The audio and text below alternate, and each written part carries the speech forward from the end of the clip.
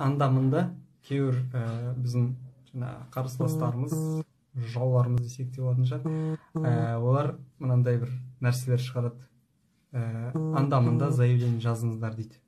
Мысалға, любой жерге жазыңыздар дейді, ақшаңызды қайтарып береміз дейді. Сізге айтайын, кооперативте жазғанда ақша кооперативтен басқа ешкім қайтарып бере алмайды. Хорошо?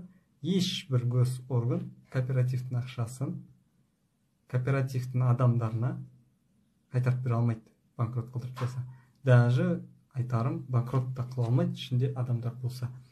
Өйткені көптеген кооперативтер бар, негізінде тоқтаған, үй сатып алып бермейді, бірақ жаңағындай ақшасын бере алмаған адамдарға кооператив жұмысын істеп, біздерде мысалы 570 үй алған адамдар бар ғой, солар ай сайын қайтарады ғой. Олар мысалы тезірек қайтару мүмкін, ай сайын сол ақшаларын алып қайтарып беріп жатыр. Сондықтан мына кім айтса да, тем более жаңағындай біздердің күн сайын шығып отырған палевта не бергенде жазса, жазыңыздар жаңағындай қайтарамыз, өтірік, 100% өтірік, өткені қайтарады тек қара кооператив. Кооператив салыңызға, кооператив қана қайтарады. Ешбір госорган мойнына кооперативтің қарызын алмайды. Бір қойыңыздар, хорошо? Ешбір. Даже банктің де қарызын мойнына алмайтындай, тем более кооперативтің қарызын ешкім мойнына алмайды.